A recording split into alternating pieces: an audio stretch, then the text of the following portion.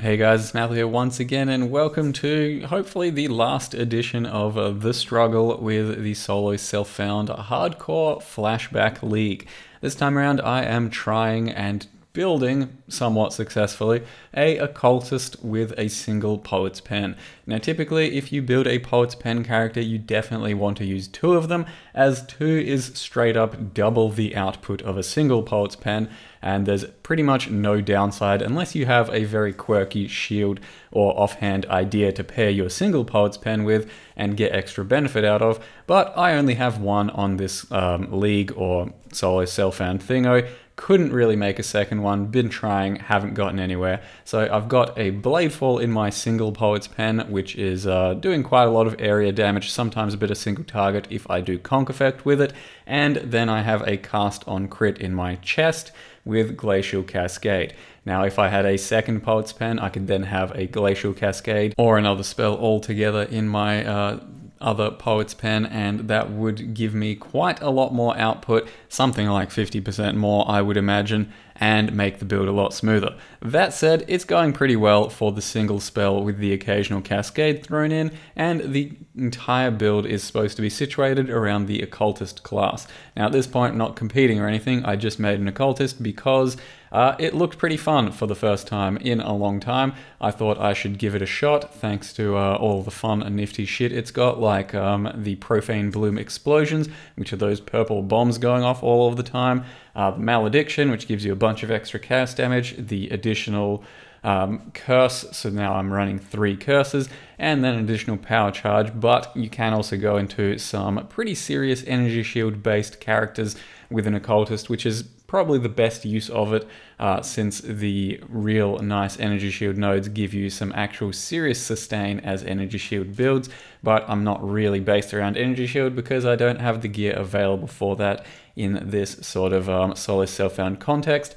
And as well as that, I still don't have my Uber Lab, having now got an 89, 84, 85, 82, and an 80 character. I still haven't found all of my Uber trials. Great system, love it, 10 out of 10, would participate again. But back to the Occultist. So I do have 3 curses, and Temp Chains is my primary form of defense here. I have something like 60% curse effectiveness from Occultist and the passive tree. So my Temp Chains is really effective against general mapping and monsters and certain lower bosses and all of that. And you do see a good example of that with some of the breaches I pull off.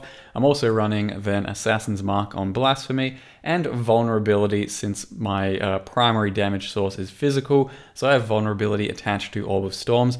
Though if you really want to be super safe, you can run an Enfeeble, which would have something like 40% less damage taken from monsters, thanks to the buffed occultist curses, and that would be just ridiculously tanky, but I don't think that's necessary, especially given that I need to try and find some damage in the build with my reduced amount of gear. But of course, being so heavily reliant on curses does make it a lot worse effectiveness against the real endgame bosses, which have something like 80% curse effect reduction.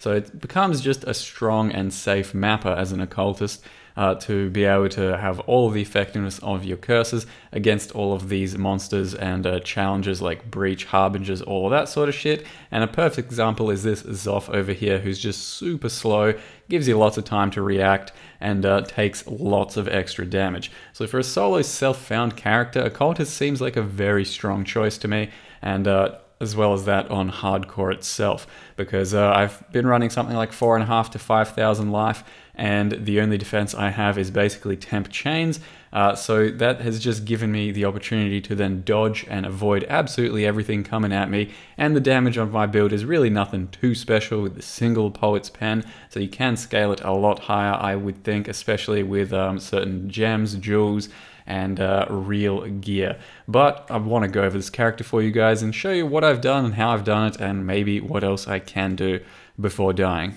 So currently the character is a level 84 occultist called Only Died 4 times so far, only 4 times, and it is running entirely based off of a poet's pen. Now, if you haven't had any experience with this sort of item, all you do is put a spell inside the poet's pen, attach it with a couple of supports. In this case, I have Bladefall, Controlled Destruction, and Conk Effect at the moment, but usually I'm running Spell Cascade instead of Conk Effect for clear. So one spell, two supports, and then it gets a bit of extra damage from the plus levels, and it then says trigger a socketed spell when you attack. So every time you attack with your actual wands, with your abilities, in this case Frenzy, Default Attack, whatever it is you're using, you will trigger a spell, and it has a cooldown of 0.25 seconds. So what you want to do is then try and stack your attack speed so that it doesn't exceed 0.25 attack time, because if you exceed that, you attack twice within the space of 0.25,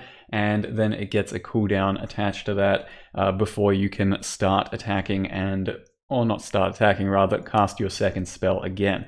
So an easy way of seeing if you're under the cap or over the cap is to have your Bladefall, in this case, just on your toolbar, and you can see every time you attack there's a 0.25 cooldown, and it then refreshes.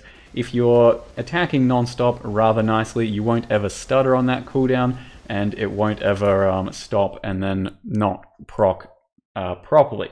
So what you're looking for is to have something like 0.26, 0.27 attack time fully buffed up, and I should have that with my frenzies at the moment, and that's just how Poet's Pen work. Now if you have two of them, every time you attack you're going to be triggering both your spells. Currently I only have one, so I can't have a second one, but if I had a second one I'd have a Glacial Cascade in this setup, and then every time I attack I would be triggering a Bladefall and a Glacial Cascade. So as you can imagine, that is roughly twice the output. But currently I have a pretty ghetto cast on crit setup over here with Frenzy attached to cast on crit and Glacial Cascade. I also have faster attacks and power charge on crit attached to my Frenzy for the utility and for the speed, and it does proc a decent amount of cascades since I have something like 50 crit on my Frenzy, and then bearing in mind we also have Diamond Flask and Assassin's Mark on the Blasphemy.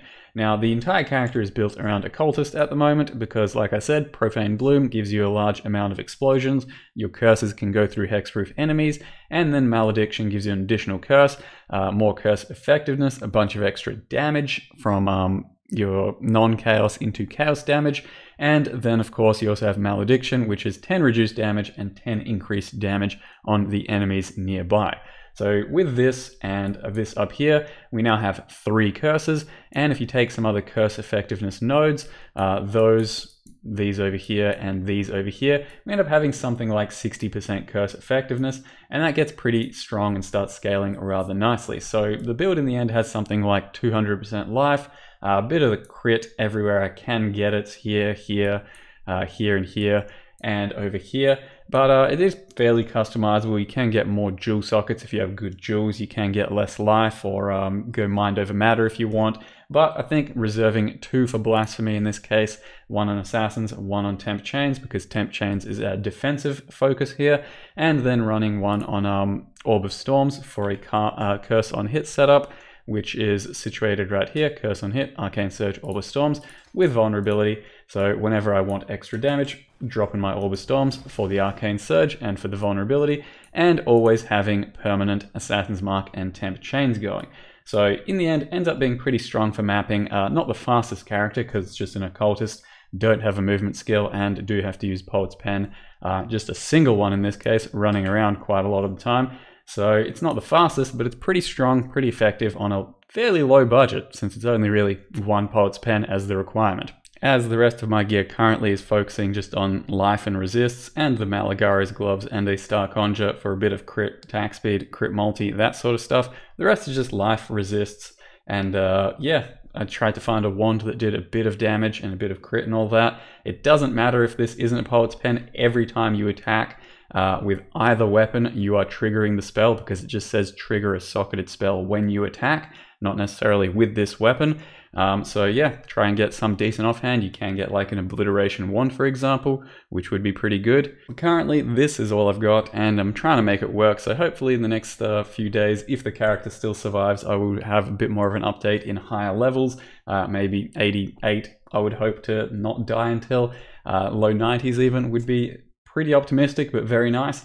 and we can see what this character can and can't do. I think he definitely should be able to compete with my Pathfinder overall that I made for Poet's Pen, though a little weaker on bosses and clear speed. Overall, it should be still somewhat similar on damage though, and a pretty strong character either way. So for now guys, I hope you enjoyed the little wrap up of this character.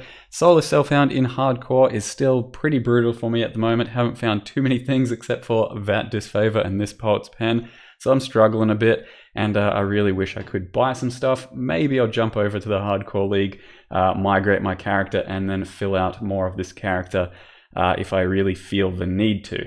For now though guys, thank you for watching, hope you enjoyed it, and see you next time.